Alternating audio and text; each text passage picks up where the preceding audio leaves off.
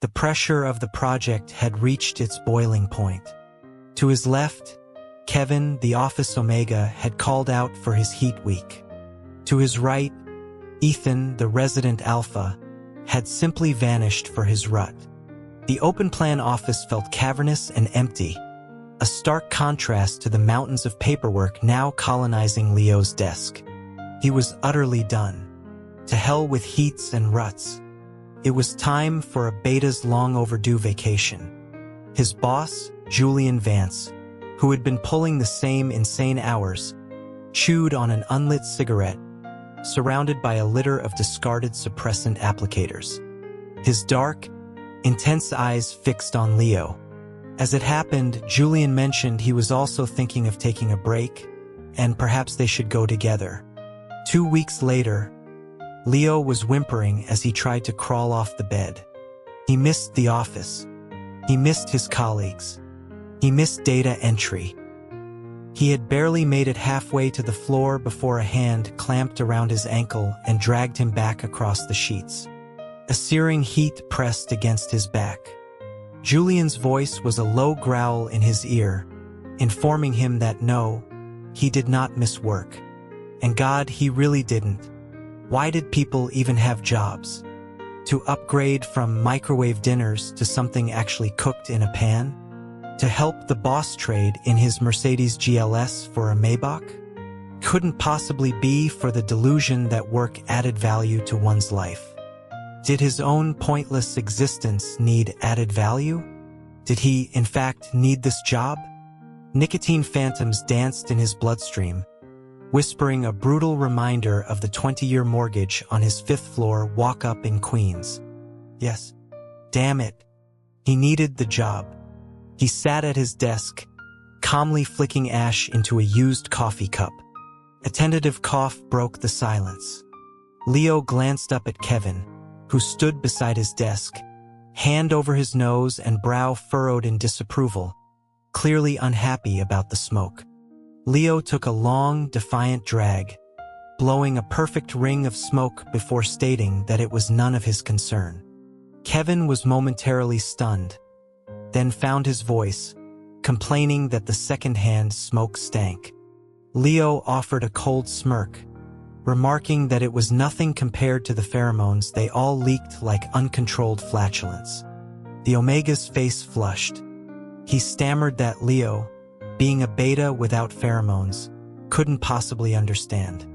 Leo scoffed at the idea that betas lacked a scent. Theirs was the unmistakable aroma of corporate servitude. He pinched the filter of his cigarette, a cheap bodega menthol, ensuring the capsule inside had popped. He supposed he was a more refined vintage, mint-flavored. After finishing the cigarette, he looked at Kevin again, asking if a guilty conscience had finally brought him back to work. Kevin explained no, he was just there to pick up a package that had been delivered to the office. Of course, the man had no conscience, or he wouldn't have abandoned his post at the most critical phase of the project with a breezy text about his impending heat. Trying to justify himself, Kevin mumbled that he had no choice and that Leo should be more understanding, adding that Ethan was still around to help. Leo's gaze drifted to the empty desk. Ethan, the Alpha, had been 3 hours late that morning and still hadn't shown.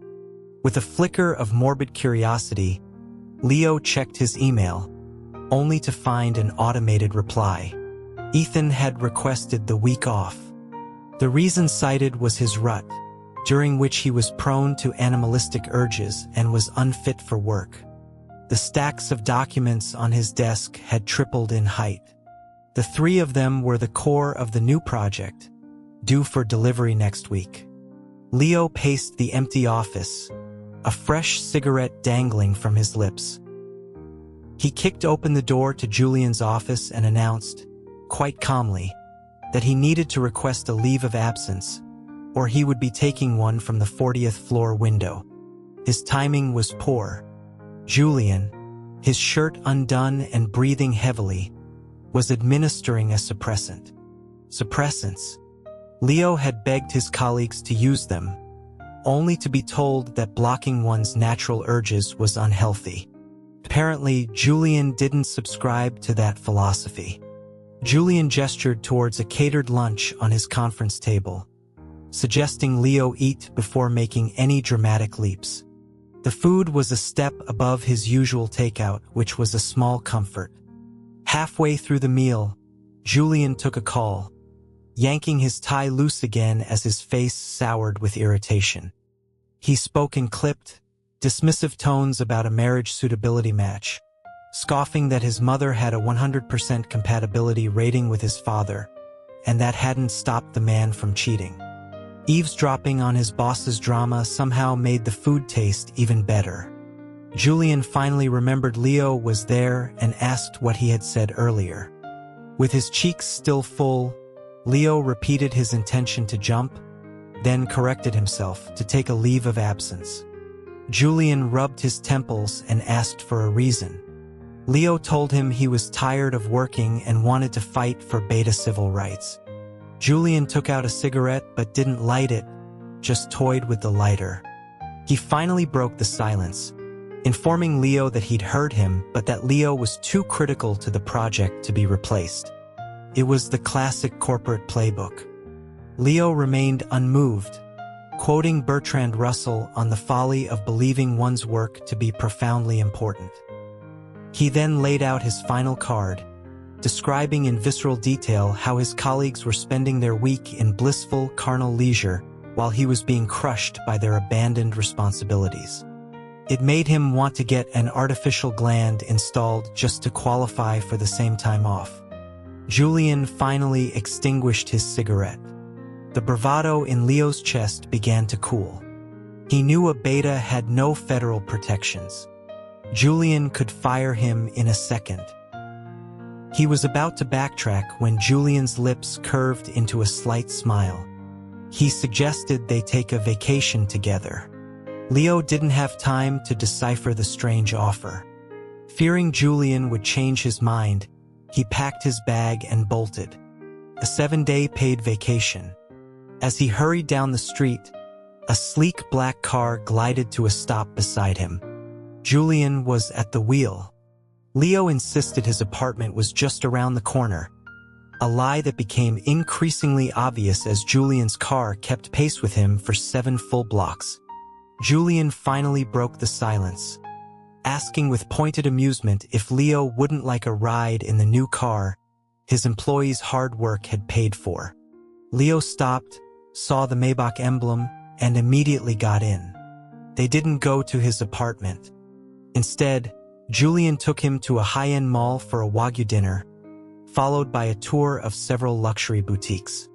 Julian waved a black card and remarked that being a VIP here was also thanks to his employees. Leo demurred when offered clothes, but Julian stood behind him, his hand suddenly on Leo's waist, assessing his size before telling the sales associate to bring a selection. A parade of designer clothes was brought to the fitting room. Under the watchful eyes of the staff, Leo tried them on. Julian told the associate to wrap everything up. His tone as casual as Leo's when ordering a few dollars worth of wings from a deli on payday. He asked if Leo liked anything else. Leo just stared at the black card and asked if Julian was paying. Julian just laughed, of course he was. A new theory began to form in Leo's mind. Julian, a prime alpha in his rut, had been using suppressants all day. He was taking Leo on a spending spree, making casual physical contact. Then, Leo's phone buzzed. A bank transfer notification. He counted the zeros and his breath hitched. The conclusion was obvious. Julian's desires could no longer be contained. He wanted to sleep with him, a beta with no strings attached and no complications.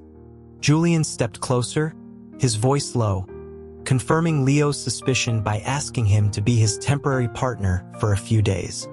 Absolutely not. He had morals. He had a line. Then his phone buzzed again. A new transfer. Triple the first amount with the note voluntary gift. His right hand trembled. Then again, wasn't slaving away at a desk also a transaction of body and soul, just for a much lower price? He adapted to the role with surprising speed. "Honey, this is my first time at a spa like this. Darling, do you think the stylist cut my hair too short?" Julian, clearly unused to the terms of endearment, just paid silently and walked a few paces ahead of him. By the time they got back to the car, it was evening. It was finally time to get down to business. In the car, Julian suddenly swerved to the curb and killed the engine. He unbuckled Leo's seatbelt and leaned over. In broad daylight, with cars streaming past, Leo, ever the professional, braced himself and awkwardly climbed over the center console, settling onto Julian's lap. The muscles in Julian's thighs were tense beneath him. Julian stared for a second, then grunted that this would also work. He grabbed the back of Leo's neck, pulling him close. The sharp scent of his cologne filled Leo's senses. He felt Julian's breath on his skin, then a sudden withdrawal.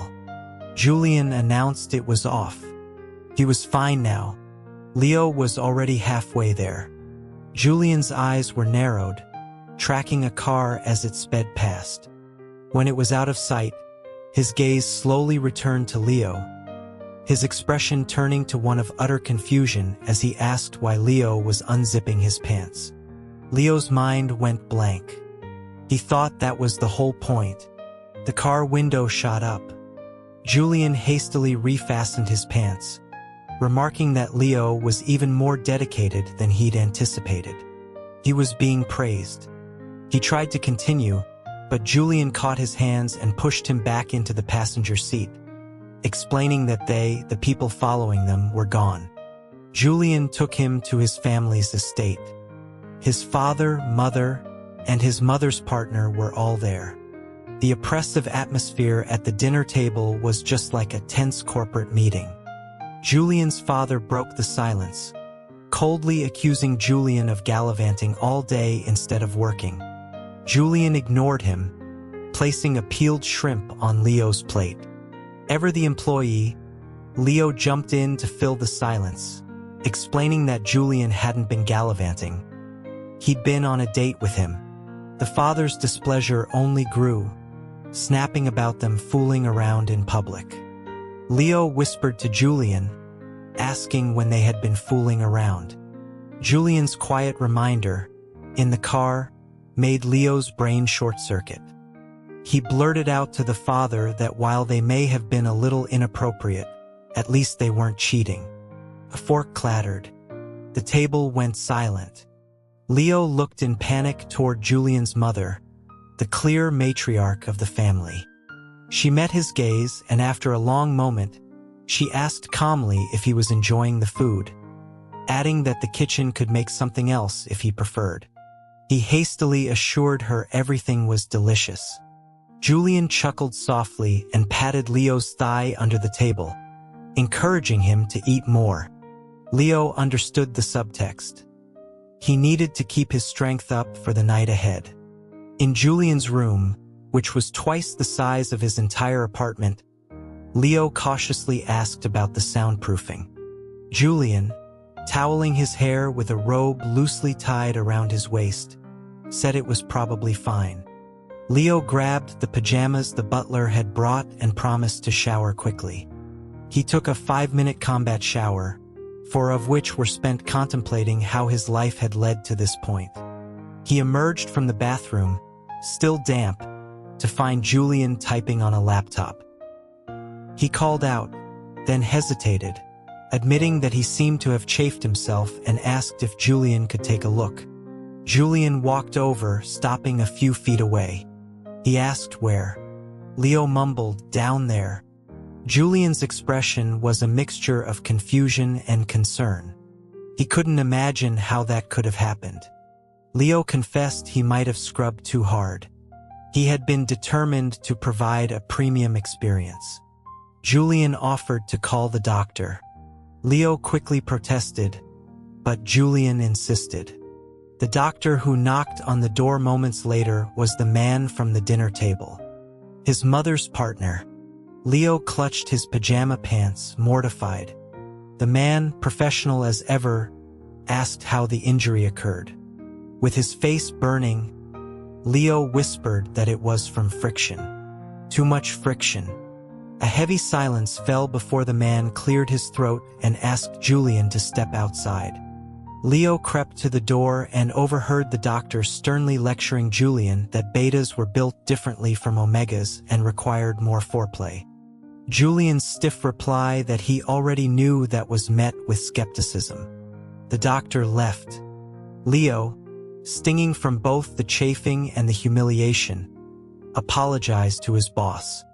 Julian closed his laptop, assuring him it was fine and asking if it still hurt. He then clarified with a small, amused smile that the doctor was indeed the family physician and was now also his stepfather, a situation his mother had engineered as revenge for his father's infidelity. The two beds, placed on opposite sides of the room, now made more sense. Leo felt a wave of disappointment, like a project approved and ready for launch being suddenly shelved. He asked Julian if his pay would be docked. Julian, leaning against the headboard, said no. In fact, he told him his performance had been excellent. He had successfully torpedoed his father's matchmaking attempts. The pieces clicked into place. He cautiously asked if Julian had just hired him to be a nominal partner to fend off his family. Julian looked at him as if it were obvious. "What else?" he asked. Leo's face burned. He couldn't bring himself to say what he had thought. After a long, awkward silence, he mumbled that he should probably sleep on the sofa. As he scrambled off the bed, he tripped on his own pant leg and fell. Julian helped him up, a sigh escaping his lips. He admitted it was his fault for not being clear. He wasn't laughing at him, just surprised, as he'd always thought of Leo as being very serious and principled. Leo remained silent. Julian leaned closer, his brow furrowed. "Did you hurt yourself?" he asked, his voice soft. The ointment application was an exercise in excruciating tension. With his eyes squeezed shut, every other sense was heightened. The temperature of Julian's fingertips, the texture of his skin, the light pressure. It was all magnified, sending strange, tingling waves through him. He bit his knuckles to stifle a whimper. Julian's movements paused, then became slower, more deliberate. His voice was a low rasp when he spoke. "Leo, the cream is getting diluted." After that, Julian said nothing. Leo, having reached a state of terminal embarrassment, went numb. He cleaned himself up, pulled on his pants, and then, with a strange sense of calm, dragged Julian into the bathroom to wash his hands. Pretending not to notice his boss's ragged breathing, rising body temperature, and the very solid object pressing against his hip, he found a half-empty pack of cigarettes by the sink and lit one. The smoke was rich and smooth. Damn rich people. He blew a plume of smoke at the mirror and laid out the options for Julian, his voice steady. Either he could go out and buy suppressants or they could ask his stepfather for some. Julian's eyes, red-rimmed and predatory, were fixed on his neck. He offered a third option. Leo instinctively touched his neck, feeling only smooth skin. He told him there was no third option. Julian had said they wouldn't sleep together. "The third option," Julian clarified, his voice tight, "is the supply I keep in my car." In the back of the Maybach, the cool mist of the mini-fridge did little to quell the heat. As the clear liquid from the injector entered Julian's system, the fever in his eyes began to recede. Leo packed away the used applicator and took 2 fresh ones, just in case. They sat in the dim light of the garage, the silence broken only by the hum of the engine. Julian confessed that he'd seen his father's secretary's car following them when they left the mall, and he'd staged the scene for his benefit. He explained his aversion to arranged pairings, to being shackled for life to someone he might grow to despise, bound only by phenomenal compatibility during a rut. Just as Leo was about to suggest they go back to sleep, his phone rang. It was Ethan, his alpha colleague. He answered to a barrage of questions about why he'd taken leave and what would happen to the project. Leo calmly reminded him it was the middle of the night. Ethan launched into a rant about his rights under federal law, the special protections afforded to alphas. Leo snapped. He unleashed a torrent of abuse, calling Ethan a brain-dead, useless waste of space who was lucky affirmative action for his dynamic even got him a job. When he finally paused for breath, Ethan's voice came back, hoarse and strained. A little more, Leo. Before he could respond, the phone was snatched from his hand. Julian spoke into it, telling Ethan to report to his office upon his return, then hung up. He turned to Leo, his face obscured by shadows, but his gaze felt like a physical touch. Leo immediately started to apologize, but Julian cut him off. "Get on top," he said, his voice husky.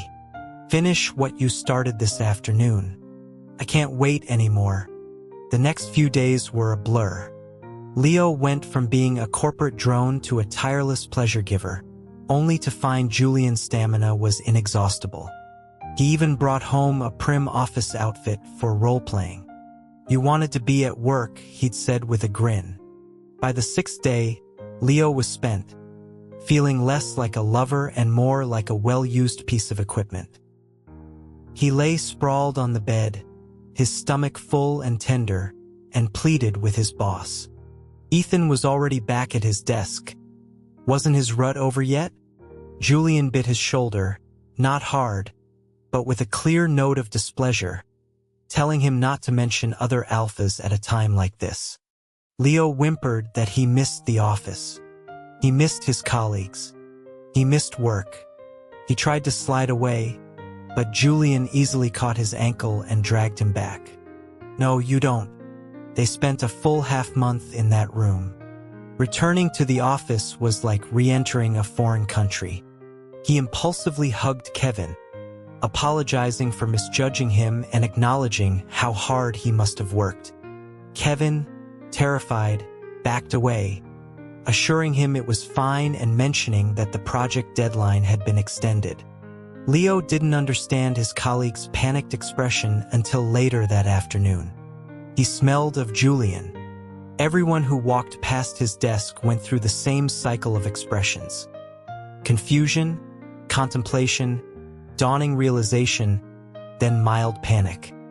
He cornered the office gossip and fed her a line about him and Mr. Vance being trapped in an escape room where the only way out was to stop working. She sent back a string of periods, followed by that Julian's rumored fiancé was visiting that afternoon and he should try to cover up the scent. The news was a sharp sting. So much for that. He checked his bank account.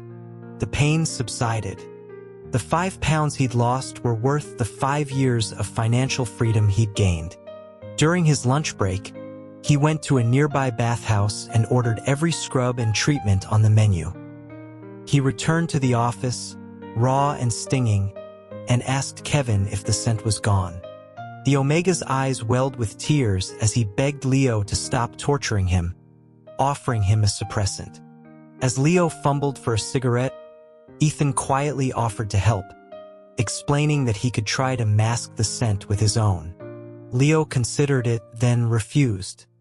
It wouldn't be appropriate. Ethan clarified that he didn't have a partner. He just lied on his leave request because he didn't feel like working. Leo told him he hated him.